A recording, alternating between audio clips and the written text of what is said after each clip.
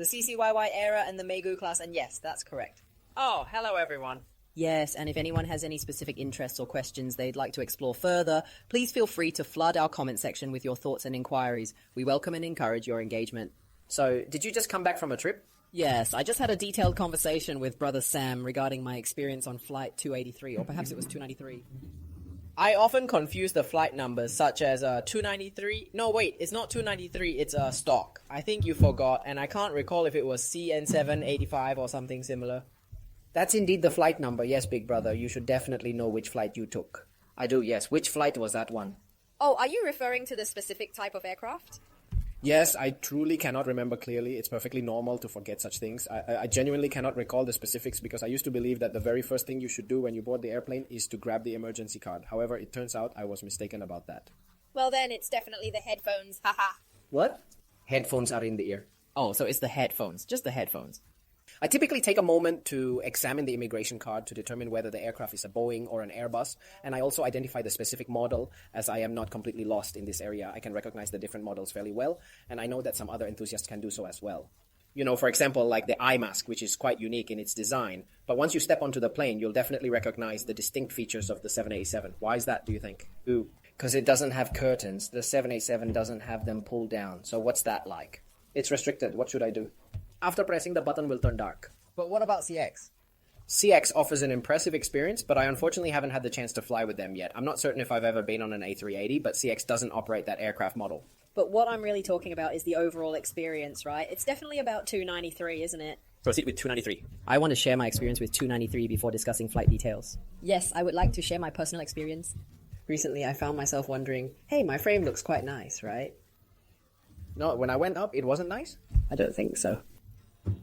Oh, hey, you know, when you play football, it doesn't just mean you can easily pull it back and glance at it. I really want to talk about Flight 293. I suspect they may have switched many planes around. After the pandemic situation improved significantly, the airline companies found it necessary to invite back a number of experienced pilots to assist in managing the increased flight operations. Having flown numerous times myself, I believe that when you land, it should ideally feel quite stable and very smooth, ensuring a comfortable experience for all passengers on board, right? The best experience occurs when you don't feel any mistakes or errors, right? Is that expectation too demanding? No, it's like this. Then it just so happens that in my itinerary there's a cousin who's flying for the first time, so we all waited for her to be happy and experience the feeling of takeoff and landing. Who knew that when we landed, I don't know if the pilot was landing for the first time or what. I mean, it really felt like he was flying the plane down. It felt as if he forcefully slammed the plane down hard onto the ground with tremendous impact. Then, suddenly, the entire plane jolted violently, and we all collectively thought, oh no, is it going to explode or crash with a shower of sparks? The experience was incredibly dramatic and intense, and in that moment I found myself seated next to some nervous foreigners sharing the same fears. We were all exchanging glances with one another, and everyone appeared momentarily startled by the unexpected situation. Then, during the return flight, you know how commercial flights are typically quite pleasant and enjoyable? Now, they began to push the plane forward with great effort, and they still needed to maintain their aircraft's altitude in the air. This was a challenge, especially considering that it shouldn't be so uncomfortably hot up there, particularly since it was sweating profusely on the ground below, which is a normal occurrence during warmer weather conditions. The juxtaposition of the hot ground and the cooler air above added to the complexity of their task, making it even more demanding. Sometimes, during particularly hot weather, when the airplane's engines are not running, you have to depend on the onboard battery for power. If the battery is turned off while the plane is still stationary and not in operation, the air conditioning system will be less effective and provide weaker cooling. So this scenario is similar to what happens when we drive a car. If the engine isn't running, the air conditioning cannot function at full capacity, leading to discomfort in the heat. It can definitely get much hotter, and sometimes when texting or using certain apps, the device can also heat up significantly. I don't know why this happens, and I'm not sure how they allocate or manage energy consumption, but hey, it's ridiculously hot up there in that little gadget. It's surprising how quickly it can reach high temperatures while we're just trying to communicate. There were indeed a significant number of Australians present, primarily due to the location being relatively close to Australia. Additionally, there were a few Americans in the mix, and each person was holding a piece of paper that displayed their specific flight details, ensuring they were all organized for their journeys. Then they were struggling with the situation. Oh, it's all messed up. Okay, let's see what the issue really is. Everyone was holding the paper because they were really sweating a lot. So my impression was, is it the police? Well, you know, there's a sheet covering the situation, right? It's not as if there's a flight attendant standing behind you managing the heating for comfort, seated comfortably in 2K, not wanting to pay extra for premium economy. When I was younger, I believed that flying was always tied to having a companion for the experience. In fact, there's quite a charming Valentine's Day vibe to the whole experience. I distinctly remember my very first flight with my parents to the beautiful destination of Thailand, and it was on Cathay Pacific Airlines, which made the journey even more memorable. The ambience and excitement of travel added to the special feeling of that trip. But now it increasingly feels like things are steadily getting worse, causing concern and frustration among many individuals. Yes, it's really about personal experiences and insights. What do you think? May I ask? What do you think about their stock price and quality? Poor quality can significantly impact their stock price, correct? But I feel like there are numerous different planes available to choose from now.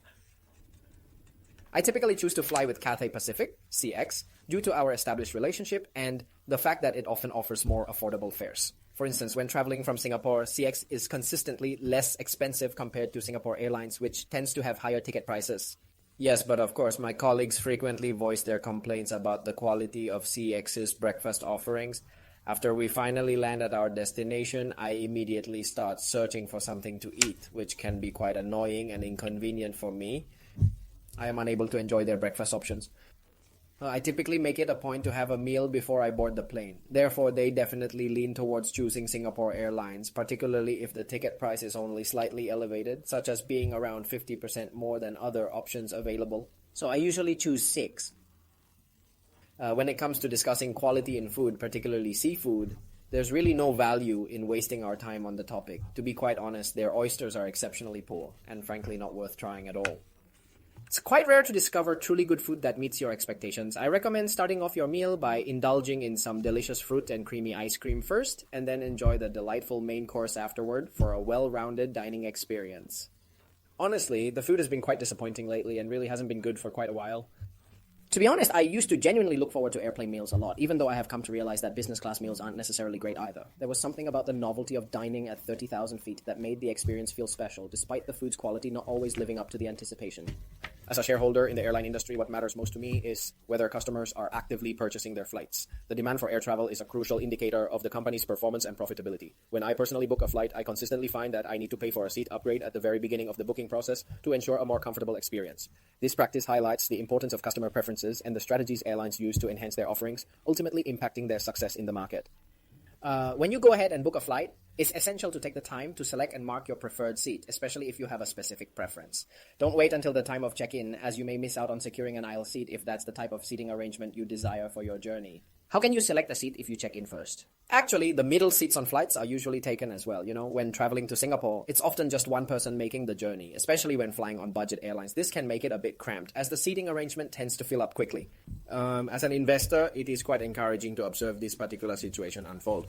Furthermore, it is evident that Cathay Pacific understands how to navigate and strategically manage the complexities of the market effectively. Their ability to adapt and respond to challenges is truly commendable. For example, if you are planning to travel to Singapore in just a week, you likely won't come across a visa offer specifically tailored for that destination. However, you might discover promotional visa offers for nearby Southeast Asian countries, such as Thailand, which could be beneficial for your travel plans. They might send you a special offer soon. They will send you an email informing you about a special promotional price that you might find interesting. For instance, if you've made a reservation for an economy ticket, similar to the one I booked when I traveled to Kuala Lumpur recently, you could benefit from this offer. I paid approximately $2,000 to $3,000 for my airline ticket, which is reasonable for just a few hours of flight time. Okay, they will definitely make you an offer soon. Yeah, if you decide to make a competitive offer, you significantly increase your chances of securing the highest price for the most desirable seats. For instance, if there are 3 premium seats available for bidding, you have the opportunity to place your bid specifically for those seats. This strategic approach may lead to a successful acquisition of the best seating options available. You might need to pay around $5,000 to $6,000, which is quite reasonable if you're willing to pay. Not every airline offers this particular service, although I haven't personally experienced it myself. During my recent travels with family, they brought it up in conversation. They mentioned that they have some friends who work at Cathay Pacific, CX, and those connections might provide useful insights or assistance regarding this service. They mentioned that in the past, in order to obtain special tickets or receive discounts, you really had to know someone who had the right connections or insider information. Oh, Cathay can do it. Actually, it has been possible for a long time. FAs can be on the list, right? Yes. Every FA can enter based on your rules. Certainly. Here's the expanded version of your text. Right, as you are the most junior member of the group, you might only be eligible to receive 2 tickets. The chances of acquiring more might be a bit low, unfortunately. Then, my sister's daughter, who is my niece, surprisingly got her name on the coveted list. Shortly afterwards, her friend mentioned, hey, there's a discounted ticket available for a flight to Korea. Do you want to go on this exciting trip? So she happily decided to go. She traveled to Korea, and during her journey, she was fortunate enough to secure some of the empty seats that were available at a surprisingly low price. However, the tax was quite substantial, amounting to around $900. Therefore, it felt more like embarking on a grand trip rather than a simple journey. But now, as you mentioned, since CX has reopened, let's take the opportunity to explore it further and see what options are available. Right now, they're operating 10 flights on Route 4. Why do I say it doesn't look very good? Why? The general consensus is that prior to the pandemic, the prices were quite similar. In fact, even during the pandemic, they remained relatively stable and were also around the same price range. But the problem is that after resuming flights, the prices are still around $10. Wow, what else do you want? The difference between restaurants before and after the pandemic feels like experiencing two completely different worlds. However, our restaurant also encompasses various other significant factors. I think that when considering Cathay, it's important to acknowledge their overall brand. But let's set aside for the moment the quality of their flights and the level of their service to focus on other aspects that contribute to the dining experience. It's crucial to understand how these elements play a role in shaping our restaurant's identity and offerings. I personally believe that they are a company embodying a strong Hong Kong spirit. They consistently strive for excellence and demonstrate remarkable dynamism. When compared to some European airlines, this distinction becomes quite clear and evident.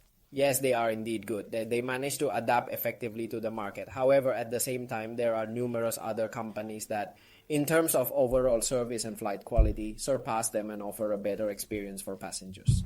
In Asia, as everyone well knows, Singapore Airlines consistently excels in every detail of their service and operations. Yes. So if you decide to fly to Europe, unless there are convenient direct flights available, these options might not be the most appealing choice for your journey. Yes, I might consider flying with Emirates. If that's the situation, then transferring in the Middle East can be a rather appealing aspect of the trip. I personally find transferring in this region enjoyable. Why, you may ask? There are several reasons that make it a pleasant experience. Certainly. Here's the expanded version of your text. Because, for example, if you choose to fly to the UK, it typically takes about 13 or 14 hours of travel time. In contrast, if you opt to fly to the Middle East, the duration is around 8 hours, allowing you to take a well-deserved break in between and stretch your legs a bit. We usually prefer to fly premium economy, at most opting for that class. Personally, I wouldn't consider flying all the way to Europe in a lower class. Hey, traditionally you would transfer at some major European cities like Frankfurt to reach Paris. However, if you choose to fly directly to Paris, you can easily catch a flight to London, right? Or you could consider traveling to Amsterdam. In those popular destinations, you still need to fly for over 10 hours.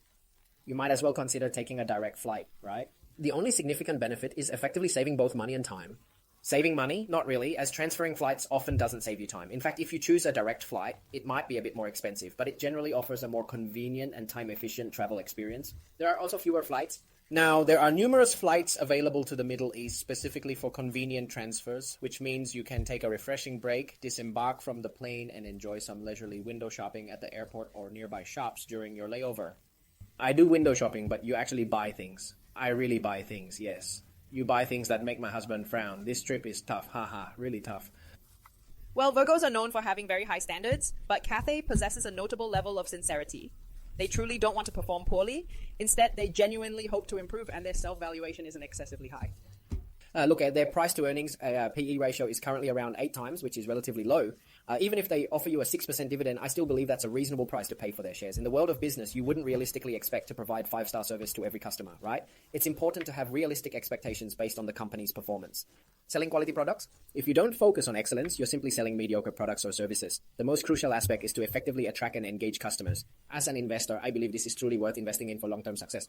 That's true, right? When discussing investing strategies in this manner, it suggests that they tend not to purchase many high-quality stocks. In my opinion, it is generally wiser to invest in their stocks compared to HML. Although you didn't specifically refer to HML, it's important to note that its current valuation is quite high and may not be a wise choice for investment right now. $2,000 really isn't quite enough to cover a trip to Japan, especially now that airfare tickets to Japan are approximately $1,000 each. I've never seen July flights to Japan so incredibly cheap before. Oh, I saw a ticket for Hokkaido, and it was over $8,000 for business class. So, in July and August, but right now I'm looking at Tokyo, which is around 1,000. Everyone seems to be quite shocked, but if there are any issues with the flights or anything to share, feel free to ask me about flight questions, or we can talk about stocks. I can answer that. Anyway, we really need to finalize our travel itinerary as soon as possible. Speaking of the airline Cathay Pacific, I wanted to mention that today the Hang Seng Index is currently standing at 23,258, which is down by 123 points, and the futures market is at 23,239, reflecting a decrease of 39 points. The market turnover is 180.8 billion, possibly due to the futures settlement. It might be related as it's hovering around 23,000. Plus, do you think the special policies from the US and the university issues are affecting the market? The atmosphere currently appears to be hovering around a temperature range of approximately 23,000 to 24,000 feet. When I share meals and conversations with various industry experts, it becomes evident that everyone seems to agree that there is no clear direction or consensus in our field. The current situation feels quite chaotic, and it has become increasingly apparent that the major players in the US are significantly contributing to this state of confusion and disorder. This lack of clarity is concerning, as it impacts decision-making and future strategies across the entire industry landscape. I don't think it has a direct relationship with the investment market. However, it does prompt people to start understanding their actions and the reasons behind the apparent chaos. Is it truly chaotic, or is it simply a matter of perspective? It seems as though there's no clear, cohesive plan guiding the movements in the market, which can lead to confusion among investors. This lack of clarity may contribute to the overall perception of chaos, making it difficult for individuals to make informed decisions amidst the turmoil. The latest news reveals that US consulates across various locations are being ordered to halt all student visa interviews. This significant directive comes from Marco Rubio, who is a prominent and influential figure in foreign affairs and immigration policy. Yes, that's right. Rubio has consistently been a very clear-cut and straightforward politician. I would definitely describe him in that particular way. I'm not delving into his political stance or the complexities of black and white issues. However, it is worth noting that he has consistently maintained a very clear-cut perspective throughout his career. He is originally an immigrant from a country in Central America, which is known for its non-democratic government. As a result, his friendliness and positive disposition towards US allied countries is significantly higher compared to his feelings towards countries that do not have alliances with the United States. Now that everyone understands this background, if you're still unsure, simply Google Rubio and you'll gain a clear understanding of what he's all about. Additionally, he's currently facing sanctions imposed by China, which adds an intriguing layer to the situation. Guo Wuxing serves as the foreign minister, correct? Considering this background, it is widely recognized that many of America's policies are viewed as fundamentally illegal by various nations, and its allies often appear to follow suit without questioning.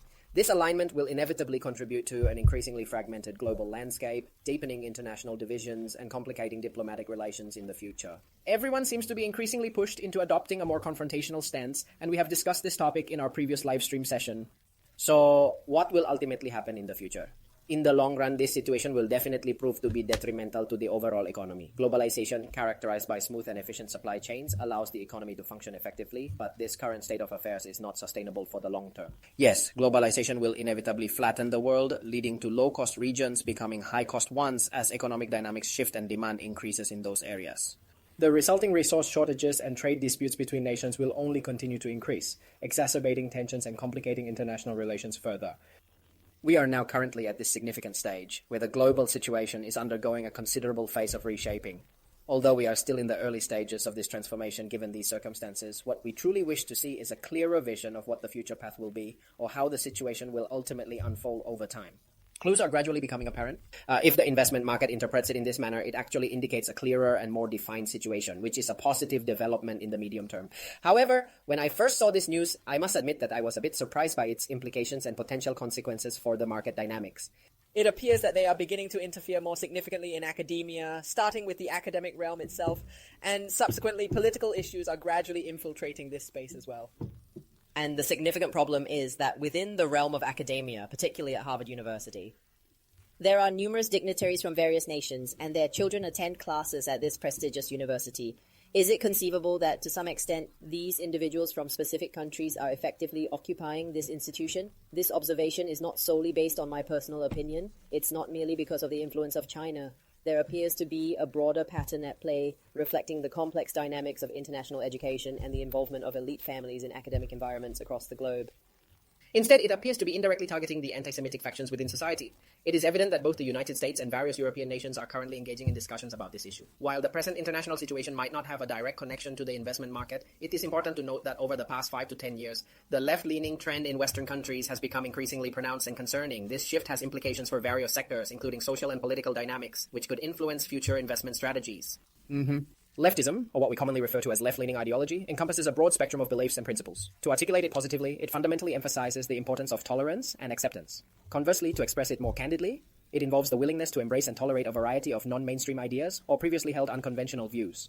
This ideology often includes challenging established traditional values and questioning dominant Western norms, which may also extend to supporting the rights and recognition of diverse races or immigrant communities residing in these countries. Okay, the most obvious and immediate impact is clearly in Germany. That's right. During the long tenure of Mrs. Merkel, some people even believed that immigration was occurring at an alarming rate, and now, in the present day, there is actually a noticeable backlash against immigration policies globally, reflecting a shift in public sentiment and political discourse. Yes. You can clearly observe from the results of past elections that the left-leaning camp is gradually losing some of its support among voters. Although, for example, in the United Kingdom, the current government is a left-leaning Labour government that focuses on various social issues and progressive policies. While it's evident that their popularity levels are not particularly high, it's interesting to note that Canada has indeed lost some ground in terms of political support.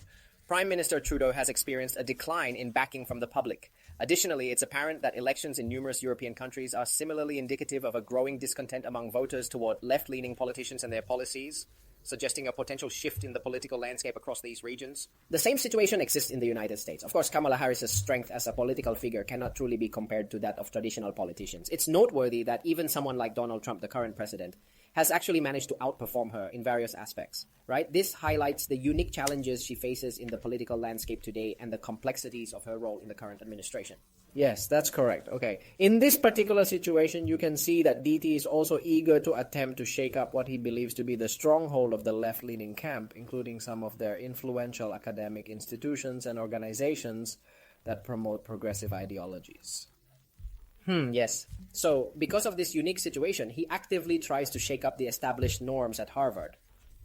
Everyone is well aware that Harvard University relies quite significantly on government funding to support its various programs and initiatives. Yes, looking back at the records, the funding they are currently discussing is quite substantial, amounting to around $2.34 billion. Furthermore, their intake of international students should be, if I remember correctly, the highest among all universities in the United States. This diverse student body enhances the academic environment greatly. Yes. There are indeed quite a few notable demonstrations occurring from the anti-Semitic camp, highlighting ongoing tensions and issues within society. Despite the large number of people and numerous outsiders present, I came across some interviews conducted with Harvard students that revealed a different perspective. According to their accounts, the atmosphere on campus is surprisingly quite calm and normal, contrary to what one might expect in such a prestigious and bustling environment. This insight offers a more nuanced view of student life at Harvard, highlighting a sense of tranquility amidst the chaos often associated with such a renowned institution. There are all kinds of people with diverse backgrounds and perspectives, and it's quite inclusively representative. It seems that no one is leaning too far to one ideological side, but you can clearly see the current US government making efforts to use legal means aimed at toning down the rising anti-Semitic voices and sentiments that have emerged. This is a significant concern as it seeks to promote tolerance and understanding within society while ensuring that harmful rhetoric is addressed appropriately. It's not that they are completely silencing them or their voices. However, it is important to note that this issue might not be closely related to international trade practices and policies. Yeah. If we discuss our actions in detail, as I mentioned earlier, one might wonder, is it truly a miracle that the United States is the cause of these significant reasons? Yes, there's no reason for them to act this way. No, then later we see that they are indeed coming out to speak publicly, and now the funds are starting to gradually come back, with more initial public offerings, IPOs, on the horizon. So the most notable company in this field is KTL. What other major players are emerging? It seems there's another big one. Which one is it? It's Xi'an. It's a clothing company that specializes in fashionable apparel, and they are planning to go public by listing on the stock exchange in Hong Kong soon. Oh, actually, it should come to Hong Kong. Why? It appears that the company is unable to go public in the United States, and it is facing similar challenges in London as well, correct? London seems to be experiencing issues too, as the regulatory authorities on the mainland have yet to grant their approval. Therefore, exploring opportunities in foreign markets such as London is indeed a consideration. That's right. However, I genuinely feel like they are putting in significant effort to develop and strengthen their brand while also localizing it for their target audience. Surprisingly, many people actually remain unaware that it is a brand originating from the mainland. Personally, I also didn't know this initially. I mistakenly thought it was comparable to popular retailers like Topshop or Zara, simply another player in the realm of regular fast fashion offerings. However, in reality, it is entirely a Chinese-owned company. If it decides to go public in London, then an even larger number of people will remain unaware of its origins. This approach serves as a marketing strategy for the business, particularly since, to the best of my knowledge, the Financial Conduct Authority, FCA, has granted its approval for this move. The FCA has officially approved it for use in London. However, it now appears that China is not granting its approval. So we can monitor the situation closely.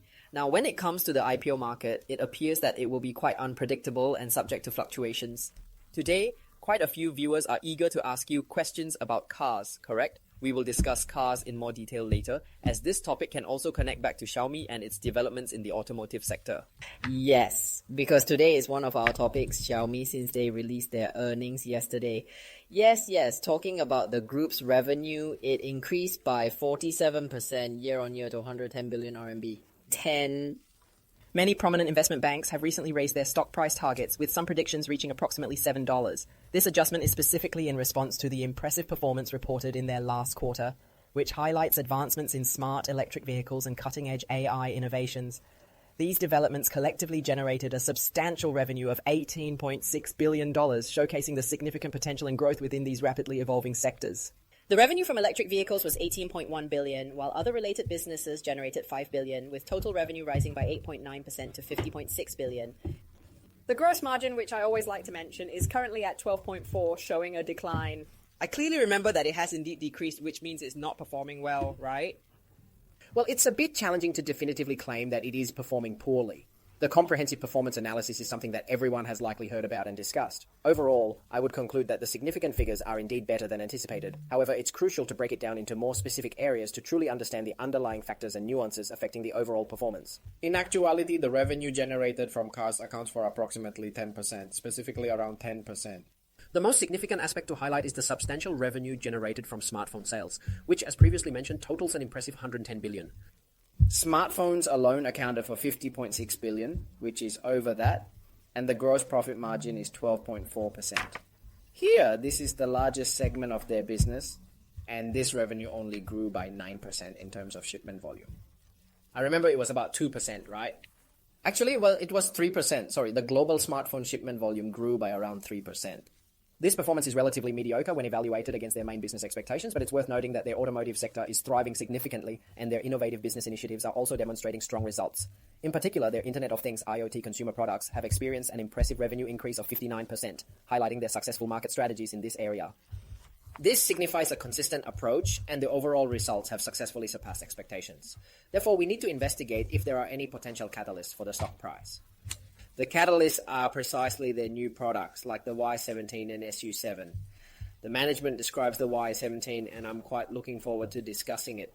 They mentioned that the sales figures for the YU7 could potentially be 3 times greater than those of the SU7, which I believe is a reasonable expectation, especially when you take Tesla into account. You can see the sales of the Model Y and Model 3. The Model 3 is already a very popular product. The Model Y is essentially an unbeatable product, consistently holding the top spot in numerous regions, particularly among family-oriented customers. Its blend of space, safety, and performance makes it a favorite. However, I am also very intrigued by the upcoming SU7 and what it has to offer. Ultimately, it is primarily marketed as a sports car crossover. Can we confidently say that it fits into this specific category? Are you referring to SU7? Yes, the SU7. For someone like me, perhaps a busy mom managing the daily hustle, if I have 2 kids, I would definitely be driving the spacious SU7. The convenience factor might not be as strong as that of the YU7 model, particularly because you don't have to physically carry your kids. This aspect is crucial if you have young children in car seats, as ease of access can significantly impact your overall experience. However, if your children are old enough to sit on their own without the need for a car seat, it becomes less of an issue, allowing for more flexibility in your travel arrangements. But if your kids need to be in car seats, handling a crossover can be quite challenging. Yes, you need to bend down, that is, you need to push it in, it's easy to strain your back. Yes, you should definitely buy some buses in advance. Yes, I understand. Really, if you have elderly people at home, like your parents, they are getting older, you need them to sit down a bit, it's not that convenient. An SUV is unbeatable, just step in. Sitting in this position, it feels akin to being in a Tesla. Specifically, your Model Y is expertly designed for easy access and convenience. Yes. This feature makes it particularly appealing for many families. Typically, if you're in the market for a self-driving car, it tends to attract those over 30 years old, especially those with families, like a family of 4, along with some taller individuals who appreciate the spacious interior. The family structure serves as a fundamental element of purchasing power, indicating that its combined sales potential may be 3 times greater than that of the SU7 model. Therefore, I think that conclusion is a reasonable inference based on the data we have. Yes. So I'm looking forward to it, but it should take a while to come to Hong Kong. Hey, don't rush to Hong Kong first. First, can they deliver to meet the mainland market? Right now, they are saying the SU7 isn't enough. They can't supply enough. Look at their first month. The first quarter, how many did they produce? 77,000 units, right? Is the shipment volume around 70,000 units? Yes, about 70,000 units. Last month they delivered 76,000. If you divide that by a month, it's a little over 20,000. It's not that it's unpopular, but they delivered that many. So they need to diligently work hard to significantly increase their production capacity. Additionally, if you mention the SU7 model, refer to the 7 Ultra. Ultra has achieved impressive sales of 23,000 units, and you still need to navigate the complexities of both the X7 and Ultra models. Yes, that's correct. If you can buy a 500,000 car, many options exist. Yes, it is indeed a very high-performance car. Yeah, so I say if you're discussing potential stock price catalysts, I'm currently waiting for the anticipated YU7. I believe that the YU7 model serves as a significant catalyst for growth in the market. In fact, this particular point may not be widely recognized or discussed among industry experts. Notably, Xiaomi is venturing into the air conditioning sector, and in Hong Kong, they are closely mirroring the successful strategies of Dong Mingzhu, a well-known figure in the industry. For those unfamiliar, Dong Mingzhu is the chairwoman of Gree Electric Appliances, a prominent company in the field.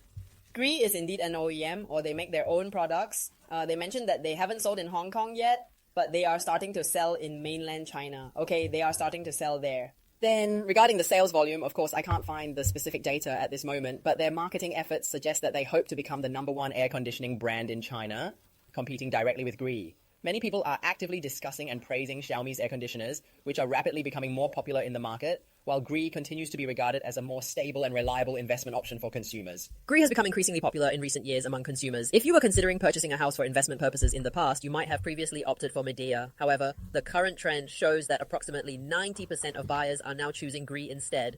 Meanwhile, Xiaomi is ambitiously aiming to achieve self-research advancements in technology while also working towards establishing its own manufacturing factory to enhance its production capabilities. They plan to construct their own factory from the ground up, which is a very practical and strategic decision. We should carefully analyze their projected future revenue streams and potential profit margins for this venture. It is important to note that this development should not operate as an independent business segment. I think it should be included in the lot and consumer products. Well, last quarter their revenue was 32.3 billion, accounting for about 1/3. I firmly believe they can successfully continue to maintain a relatively high growth rate in the foreseeable future. Their innovative business has expanded 714 times. Originally, there was absolutely nothing, so I felt a bit calm about this significant 700 times increase. Starting from 0 might seem simple, but it won't actually be 0, because 0 times anything is still 0. Therefore, beginning from this non-existent point, and then gradually building up, they have now been running successfully for quite a while. It seems quite exaggerated, but the figure of 714 is indeed significant in context. In fact, some major companies are currently focusing on home appliances, particularly white goods, as a rising catalyst for growth in the market. Sorry, could you clarify what white goods are? Oh, white goods refer specifically to large household appliances like refrigerators, washing machines, and dryers, which are essential for everyday use.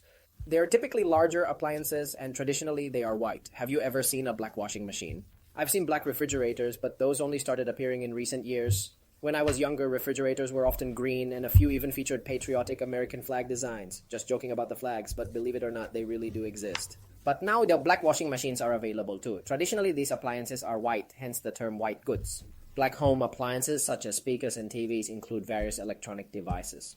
Oh, yes, that's really how it's categorized. Okay, it's just that this is my first time truly understanding this chance. Okay, I thought you were joking.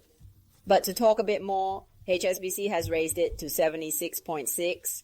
Citibank is at 73.5, and then it goes down to 70. If it goes up, it could reach 65, and the big magic number is around 62. Everyone has already moved from possibly starting at 50, and honestly, it's already reached that point. Raising the price by $20 is quite a common practice in this situation. Everyone seems to be eagerly looking forward to the change, and I'm also predicting that it will reach 80 soon. You don't care. Even if it hits 80, you won't sell. So you wouldn't consider selling, even if the price rises to 180. However, we are all closely monitoring how YU7's business performance will unfold in the coming months. By the way, I recently sold my car to free up some cash. If it reaches 180 and you do R7, it still hasn't come to Hong Kong. That's crazy. You will definitely release it. There will be a viewing version, right? It's really worth it, isn't it? If that's indeed the case, it's important to note that everyone is asking a lot of questions. So if that's the situation, let's take a closer look at it. Because at this moment, I'm just reading various news reports that mention there's a significant price war occurring. However, it's not merely a price war. Currently, BYD in the domestic market has already surpassed Tesla in terms of sales and market presence. This shift indicates a notable change in the competitive landscape within the electric vehicle industry. It's the preferred brand for a large number of Chinese consumers. This conclusion is based on comprehensive sales surveys. BYD has consistently maintained its position at the top, and now with the emergence of Xiaomi, you don't even need to include Xiaomi to claim victory, haha, right? But anyway, it's an interesting time in the market. But everyone is talking about BYD, but there's a question mark and an exclamation mark. I don't know what they want to ask, but we can still talk about BYD because today it dropped by $10 and it's currently at 407. You just mentioned a new round of intense price wars in the market. What does that mean for BYD specifically? So what do you think about BYD's strategy in this price war? In fact, hasn't it always been in a continuous price reduction phase? It still hasn't quite reached the expected level yet. Additionally, at this moment, their standout feature is that every model includes this impressive automatic driving capability, which sets them apart in the market. So suppose you have a car worth tens of thousands, it wouldn't have this feature, right? That's a good deal. If you have tens of thousands of cars, then you can afford to eat. However, this situation means that electric vehicle manufacturers operating in mainland China, particularly those that specialize in producing smaller electric cars, are facing an increasingly narrow profit margin in their competitive operating environment. This trend could potentially impact their ability to invest in new technologies and innovations, which are essential for staying relevant in the rapidly evolving automotive market. As a result, these manufacturers may need to reconsider their pricing strategies and cost management practices to maintain profitability amid growing competition. Starting from 58,800, I always forget the name of it. Is it called the Haipao, perhaps? No, Haipao is quite expensive. The Dolphin is considered the lowest tier in the Hong Kong Ocean series. Is that what they refer to as the sea turtle, perhaps? It seems not. I might be mistaken. Actually, there shouldn't be a sea turtle. The Haipao is the only one I see now. Remember, the size of the Ocean series cars is proportional to the size of the marine animals. The sea lion is larger than the seal, but is not called the seahorse. Oh, let me check. I really need to find out, but I wonder if anyone remembers. I don't remember. If someone remembers, let me know. The sea, whatever. But I remember a few from Hong Kong. I really can't recall the mainland ones. What was your earlier question? The price of those sea vehicles is how much? I'll check with GPT later, but you can guess, right? Ha ha ha. No need to check GPT for this. Hey, but do you think this price-cutting battle is really affecting their stock prices? It seems like it has dropped, but they are still holding around 400 something. What are your thoughts on BYD as a company? Let me keep looking. I think we need to see what they are talking about. Keep in mind that all of their various businesses are currently dealing with diminishing competitive advantages. Is it named the Seagull? Ah, yes, the seagull. You're right. The seagull is 69,000. The seagull is smaller than the dolphin, but isn't the seagull unable to fly? So what? It's still a marine creature, right? No one said it wasn't a marine creature. It just has sea in its name. Oh, okay. I'm just saying it's 69,000. Alright, you continue to talk. Just keep talking, okay? But how? So now the total amount we are discussing is $400, correct? So back then, one significant reason for Abafei's pressing need to reduce its holdings is that I believe its competitive advantages are rapidly narrowing. In the past, during the surge of electric vehicles, the market was booming, and Abafei was positioned as a clear leader in battery technology. However, as the industry has evolved and competition has increased, the unique benefits that once set Abafei apart from its rivals are diminishing, prompting a reconsideration of their investment strategy. Currently, CATL's market share worldwide, alongside BYD, has already surpassed an impressive half of the entire market. When considering the leading EV battery suppliers, it is important to note that since BYD cars are required to utilize BYD batteries exclusively, and given their strong sales performance, these two companies rightfully hold the top positions in the automotive battery sector, with their market shares consistently on the rise. However, since these two factors are so closely linked, if your cars do not sell well or if overall growth in the industry slows down, the competition for market share among automakers will inevitably become increasingly fierce, intensifying the struggle to attract customers and maintain profitability. I have no doubt that BYD will continue to sell well for the next 10 to 8 years. They might even genuinely succeed in competing against established traditional car manufacturers, but it's important to note that the profit margins will likely narrow significantly as a result. Yes, because you will face significant competition and your positioning will be quite awkward. Compared to BYD, this particular brand stands out. Actually, it's somewhat similar to the significant gap that exists between Toyota and Daihatsu, largely because their entry price point is very low and accessible to a wide range of consumers. Of course, there are also other different brands that are more premium, like Danza, or is it Denso? Denso. Yes, the Tengxi brand, right? They manufacture MPVs, which are multi-purpose vehicles. So what additional strategies might be available? These are strategic attempts to explore multi-brand positioning, which effectively makes it easier to specifically target and cater to the varying needs of different markets. This approach allows businesses to diversify their offerings and reach a broader audience. I believe this strategy is quite smart, and it also assists them in expanding into lucrative overseas markets. However, they must exercise extreme caution with brand management, as price wars can be significantly damaging to their reputation. Oh, how much does it cost to see the sea lion in Hong Kong? Approximately 300,000, which is specifically aimed at the middle-class demographic. Vehicles priced around 300,000 are typically regarded as entry-level options for individuals and families within the middle-class economic bracket. For that price, you could easily purchase a much larger and more spacious SUV model. And it's that cheap because they don't have to pay any taxes. If they were required to, it would amount to a staggering 500,000. However, at the same time, you are also offering a Seagull for the surprisingly low price of 69,000, which is quite inexpensive.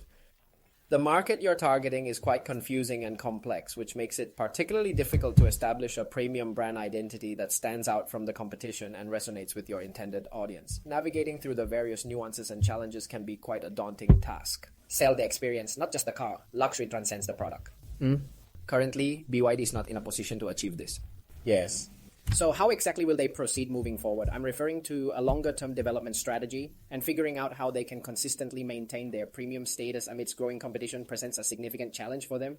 At this point, with the stock price having significantly fallen from its previous high, I agree that technically speaking, it might indeed be a good time to consider buying. But I'm genuinely worried that their ongoing lack of profit might be a significant concern. Buying it is pricier than purchasing their new car directly. Yes, it seems to be over 100,000 now. Besides this 1211, I just wanted to ask you about 2015. Can it also be done? Sorry, I mean 20-something thousand. Yes, around 200,000 for a first-hand purchase. Sorry, my math isn't great. Yes, 2015. They want to ask if it can also be shorted, meaning can we take a bearish position on it? Since they are currently engaged in an intense price war, if you are looking to gain a slight competitive advantage, it's important to note that traditionally they do not fear license plate restrictions. This is largely because they manufacture vehicles that are equipped with green plates, which means they are not concerned about any limitations imposed by such restrictions. For blue plate cars, which are traditional fuel vehicles, there are some specific restrictions in the 4 major cities due to environmental concerns, but since these owners also have the option of green plate cars, they need not worry excessively about these limitations. Additionally, it's worth noting that these blue plate vehicles are often relatively fuel efficient, particularly when considering larger SUVs that come equipped with smaller engines, typically around 1.5 liters in displacement, enhancing their fuel economy. And if you add that it can also be electric and plug-in, you end up saving on fuel cost. This actually makes their overall positioning quite popular. Yes? But can this strategy help them successfully penetrate foreign markets? I think that's a significant question mark, because abroad, consumers tend to prefer Chinese products, particularly in the category of electric vehicles, and they especially favor those that are purely electric and environmentally friendly. This preference could pose challenges for market entry and acceptance.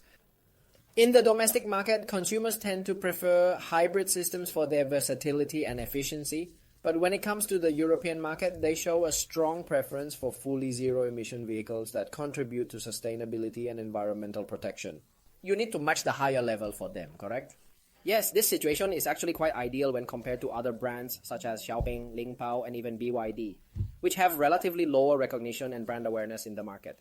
Their visibility does not quite match the standards set by our brand. Yes. When we discuss the concept of doing less, particularly in this context, do we have a variety of tools at our disposal? I believe there is a live rate available that we can utilize, but unfortunately, my ability to see far into the future is quite limited. Maybe a little below 90, like 88. There are tools for making eggs, and there are bears, right? Yes. How many times can you dry it, and how much do you get back? Let me take a look. You know this well. I haven't played in a while. Haven't played in a long time. Gongjiang is only 3 times. Is that considered a lot? The return is 140, not a lot, because it's still far, so it's safe. Return 140, but actually the electric vehicles are quite high. It's exaggerated, but it's not an electric vehicle. If you find the most recent one is 100, wow, I really haven't talked about New Hongzai in a long time. 1919 is the target price. Then the common rod is 7 times, 7.7. This one, yes. But you find it yourself, everyone, yes, it's easy. There seems to be only one in the market. Yes, only one in the market. You find it yourself. So you figure it out on your own, yes. So during these significant moments, the typical rod is fine. All right, let's go ahead and place a bet. Hey, is it going to be red? Just make sure not to let people get overly excited about red. Okay, all right. Red indicates that I haven't played New Hongzai in quite a while, so please don't disturb me like this. Aside from this particular one from 2015, I would like to shift my focus to discussing PDD. Pinduoduo, wow, such a big pot. Last night on Pinduoduo, do you have the capital to watch it now? With a score of 100 achieved and pre also at 100, it's impressive to note that the pre-score is still widening, indicating that Pinduoduo's performance in the first quarter continues to thrive. Let me start by opening my data, and I apologize for the delay. Pinduoduo continues to show strong performance, posting a year-on-year revenue growth of 10%, which brings its total revenue to approximately 956 billion yuan. However, market analysts are optimistic and expect that this figure will rise to around 1,016 billion yuan. Additionally, the company is discussing various aspects of agricultural development and innovation in their upcoming strategies. ARP farming gap. We usually call it farming gap, which means non-IFRS. This is because certain financial figures are considered non-cash numbers and do not involve actual cash transactions. If we are required to adhere to international accounting standards, it is essential that those financial figures be included in our reports. However, many technology companies strongly believe that these accounting numbers do not accurately represent their actual operational situations or realities. Typically, they report what is commonly referred to as the net amount or net figure. In general, many Hong Kong media outlets or some analysts prefer to use the term net. Year on year, it fell 4 to 5% to 160, reflecting weak operational performance. Yes, and the market expectation is actually 27.9 billion. So, why exactly do I want to specifically discuss PDD today? Why? I believe that this platform offers significant benefits for us consumers, wouldn't you agree? However, I'm curious about the business model. How exactly do they generate revenue to sustain their operations and continue providing these valuable services? It's incredibly cheap, to the point of being shocking, and they even provide free shipping. Now I'm making plans for what I want to order next. If you have any defective items that you received, you can send them back to us for free without any additional charges. Right? I have nothing much to say at the moment. Since you didn't mention my regular customers, I'm simply observing the situation unfold without any further input or involvement. But Chen emphasized, if I do not provide support to the merchants, they will inevitably be overwhelmed by various external shocks and challenges. This statement is as detrimental to our strategy as Wang's assertion, at all costs I must engage in this difficult battle and fight through adversity. Both perspectives highlight critical concerns. However, I would like to emphasize that there was already a substantial amount of 100 billion allocated for relief efforts previously, and now this has impressively transformed into a total of 1 trillion dedicated to ongoing support. Yes, I mean, if you already spent 100 billion like that, now you have to burn over 100 billion more, and now it's over 1,000 billion. So your overall profit will likely be even less, correct? The most unfortunate aspect is that Pinduoduo actually began competing on the international stage even earlier than Taobao, which is noteworthy given their respective market strategies and growth trajectories. In a challenging environment characterized by a tariff war, concentrating solely on the international market proves to be a dead end. Absolutely. The primary issue here is that the pricing is simply too low. It raises the question of how they can possibly generate sufficient revenue. While they do earn through commissions, the overall cost is so minimal that it severely limits the merchant's ability to make a profit. This situation creates a challenging environment for businesses trying to thrive in a market where their earnings are significantly compromised by the low pricing structure. For example, when I go to purchase a pack of tissues, I might end up buying it at a significantly higher price now compared to before, and I don't even bother checking Taobao anymore. I simply look at Pinduoduo instead. The price difference between these platforms can be astonishingly large, sometimes reaching 4 to 5 times more expensive on one site compared to the other. This large disparity has changed my shopping habits and made me more price conscious. So it's important to be cautious when using disinfectants. Be sure to purchase appropriate cleaning products and consider picking up some glue products as well. Additionally, avoid tampering with or disassembling things around the house. It's best to leave things as they are to prevent any accidents. Haha. When discussing the revenue generated during their inaugural season, I believe it's important to note that their packaging design is quite impressive. They offer a variety of compartment bags which are both functional and appealing. However, it's worth mentioning that similar options are also available on Taobao, making it clear that their products are not necessarily much more affordable compared to those found on that popular e-commerce platform. Therefore, as much as possible, try not to create unnecessary disruptions or chaos in your home environment. Indeed, at this moment, people are discussing various strategies and methods they employ to generate income. They charge various platform fees, and they also earn revenue from merchants who sell on their platforms. In mainland China, there's a popular saying that Taobao has significantly contributed to the growth and prosperity of Yiwu. Are you familiar with the location of Yiwu? It's located in Zhejiang province, a vibrant area known for its numerous factories where a diverse community of workers and entrepreneurs comes together to produce a wide range of similar goods. The primary focus here is on maximizing turnover and efficiency, as the competitive environment encourages collaboration and innovation among the various businesses. This bustling hub of production showcases the region's commitment to manufacturing excellence and economic growth. However, at that time, the general perception among consumers and businesses alike was that Chinese products were not only affordable, but also aesthetically pleasing and quite impressive. The question arose, how could manufacturers sustain profitability while offering such low prices? Everyone believed it was a reasonable price, but when you visit Pinduoduo, the prices are so incredibly low that it leaves everyone completely shocked and astonished. People in Hebei assess a business's viability by its profit potential. This situation is genuinely a true roll. Absolutely, the way you're rolling along like this truly suggests it serves as a significant indicator for the entire economy.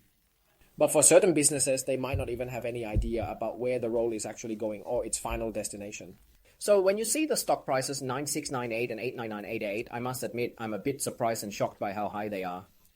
Although I've always had a good view of 9988, one thing is its business operations, rather its core needs. But its core needs are really too large, like Taobao, Alibaba.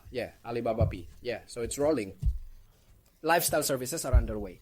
Absolutely. It's true that lately there's been significant discussion regarding intense price wars involving Meituan and JD. However, we must not overlook the fact that Alibaba remains a strong competitor actively participating in this market. Absolutely. The lifestyle services are great, but everyone is adapting like this. Hey, what are you making money from?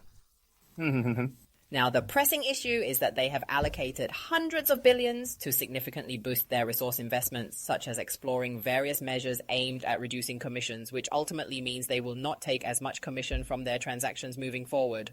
So hopefully it provides businesses with greater operational flexibility and increased profits in their activities. Additionally, regarding search engines and what are referred to as black label stores, do you know what these black label stores actually are? This concept was introduced by my colleague based in Shenzhen. If you are using Pinduoduo, it's essential to search for stores that feature a black label. This label signifies that the entire store name is displayed in black, indicating specific quality or authenticity standards. This clearly indicates that this particular store possesses a strong level of credibility and is recognized as an officially certified trusted store, much like Tmall. You could say that Tmall has already done the groundwork to ensure its reliability, and now they are looking to allocate additional resources and support to boost these black label stores, helping them grow and enhance their offerings in the marketplace.